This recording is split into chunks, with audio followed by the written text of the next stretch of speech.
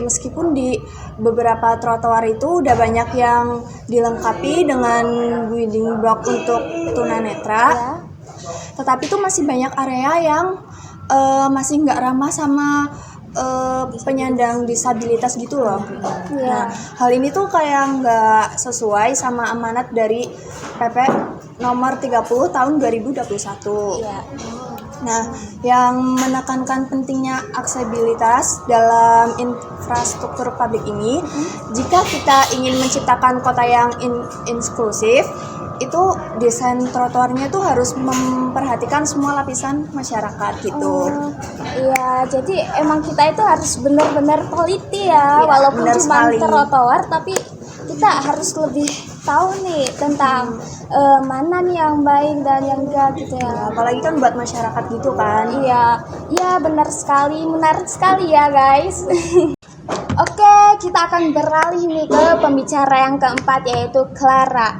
Nih Clara, kamu kan sebagai mahasiswa nih, apa sih yang kamu tahu tentang langkah-langkah yang sudah diambil sama pemerintah untuk mengatasi masalah ini? Oke, ini sekalian saya jelaskan ya ke teman-teman semua. Iya. Kalau dari pandangan saya sendiri, pemerintah itu udah melakukan beberapa program revitalisasi ya, terutama di area strategis Semarang seperti di Simpang 5 dan Jalan Pemuda. Terus juga menurut saya, pemerintah juga udah berupaya meningkatkan kesadaran masyarakat tentang pentingnya menjaga trotoar sebagai ruang publik. Iya. Namun di sini tuh tantangan dari anggaran sendiri dan kesadaran dari masyarakat tentang penggunaan trotoar yang benar masih menjadi hambatan sih. Oh, wow, iya sih. Makin panas ya tentang pembahasan kita ini. Oke, menarik ya. Kita kembali lagi nih ke Dwin sebagai pembicara satu. Nah, aku mau tanya lagi nih. Kamu ini, menurut kamu, apa aja sih kayak rekomendasi terkait kebijakan trotoar yang ada di Semarang ini? Oh, jadi terkait rekomendasi ya. Iya, bener Bang. Yang pertama itu ada penegakan hukum ya. Penegakan hukum itu harus lebih tegas.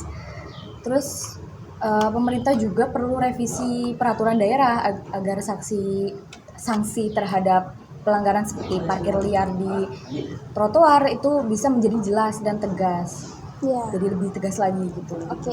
Selain itu penting juga untuk melibatkan masyarakat dalam memelihara trotoar.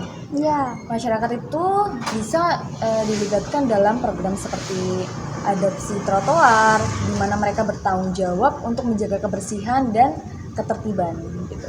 Oke, jadi ini ya kita memang harus ada penegakan hukum ya. Harus. Iya, selain itu juga harus ada ini tanggapan dari masyarakat Iya. juga ya supaya lebih baik Lebih ya. baik, ke Supaya depannya ada lebih koordinasi yang terkoordinasi. baik gitu. Oke, menarik ya. Oke, kita kembali lagi ke Ayu nih. Nah, menurut kamu nih Ayu, gimana dengan edukasi masyarakat? Apa yang bisa dilakukan gitu sama mereka? Nah, ini menurut pendapat pribadi saya juga ya. Oke. Dan mungkin teman-teman juga perlu tahu. Menurut pendapat saya pribadi nih, edukasi masyarakat tuh pasti sangat penting atau sangat krusial. Di mana pemerintah itu dapat melibatkan sebuah komunitas lokal untuk berkampanye mengenai kesadaran yang dimana akan menjelaskan pentingnya trotoar sebagai ruang yang aman bagi para pejalan kaki ya tentunya.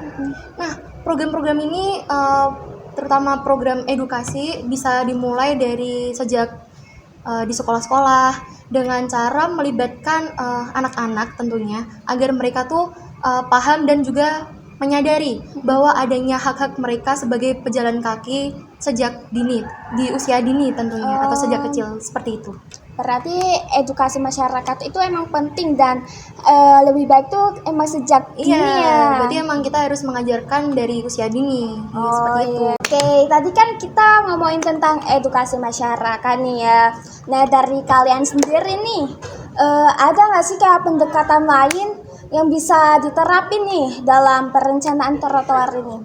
Wah, itu sih jelas ada banget ya. Kalau menurut aku itu yang paling penting itu buat mengintegrasikan trotoar dengan jalur transportasi dan sepeda itu trotoar itu harus melindungi sistem transportasi berkelanjutan yang merupakan langkah penting dalam mengurangi kemacetan dan polusi. Oke, ya. Ada juga desain trotoar juga harus menggunakan material yang tahan lama dan nyaman untuk digunakan. Oke. Oh, kalau misal gitu ya, sebenarnya tuh pemerintah sendiri tuh udah punya rencana ya. Pemerintah itu sudah berkomitmen buat terus memperbaiki trotoar dan membuatnya lebih aman dan nyaman. Gitu. Terus juga fokus dari pemerintah itu sendiri itu menciptakan trotoar yang inklusif bagi semua kalangan, termasuk penyandang disabilitas seperti yang tadi Mala sampaikan.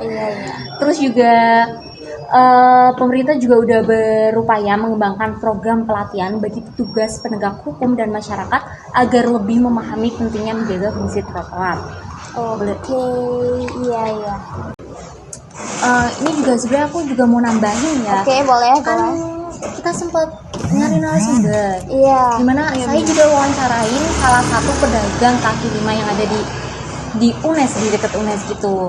Lah mereka tuh mengeluhkan kayak pemerintah tuh sebenarnya tuh kurang memperhatikan para pedagang kaki lima gitu. Kan kayak banyak tuh kayak trotoar itu fungsinya buat pejalan kaki. Kebanyakan pada kayak gitu kan. Tapi pemerintah tuh nggak mikirin nasib para pedagang kaki lima.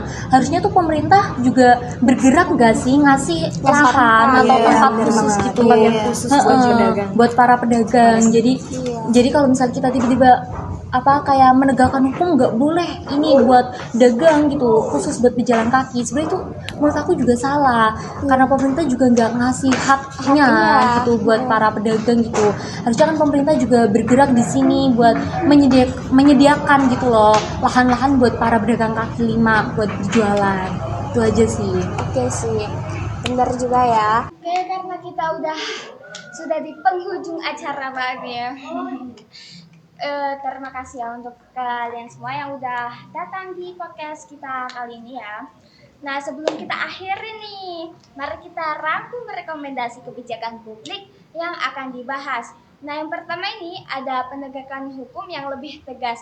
Ini tuh terkait revisi peraturan daerah untuk memberikan sanksi yang tegas terhadap penyalahgunaan trotoar. Yang kedua, desain trotoar yang inklusif. Nah, di sini akan memastikan semua trotoar ramah disabilitas sesuai dengan PP nomor 30 tahun 2021. Kemudian yang ketiga ada peningkatan edukasi masyarakat.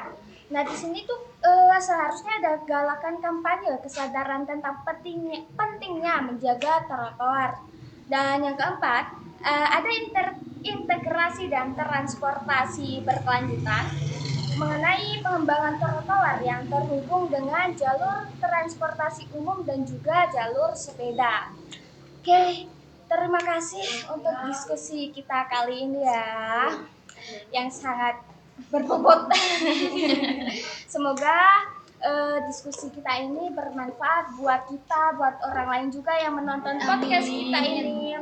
Semoga juga trotoar di Semarang kedepannya bisa lebih baik dan berfungsi sesuai tujuannya. Oke, sampai jumpa semuanya. Wassalamualaikum warahmatullahi wabarakatuh. Terima kasih semua. Bye-bye.